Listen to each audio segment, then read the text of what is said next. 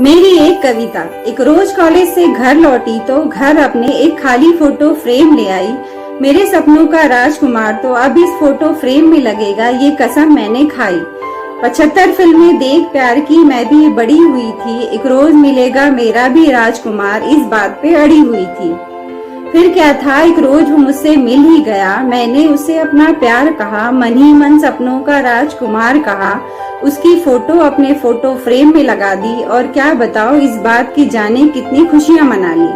कुछ सालों में जब मैं लगी उसे समझने, बहुत सी बुराइयां मुझे लगी उसमें दिखने। ये तो सोचा भी ना था मैंने कभी, कुछ बुराई भी होगी मेरे सपनों के राजकुमार में। जब इतनी बुराई इस इंसान में, तो कैसे लड़ूं इसके लिए मैं अपने पूरे परिवार से। बहुत सोचा फिर छोड़ दिया मैंने उसे बीच राह में।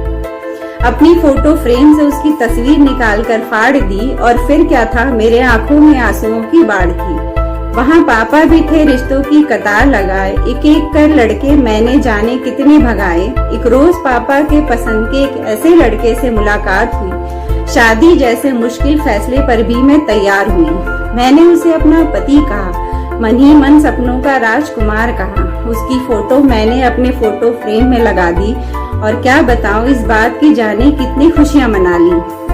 कुछ सालों में जब मैं लगी उसे समझने, बहुत सी बुराई मुझे लगी उसमें दिखने।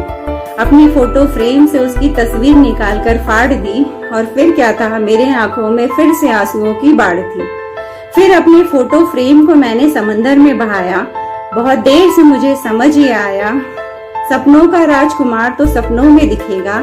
सच्चाई में हमें अच्छाइयों और बुराइयों से भरा इंसान ही मिलेगा।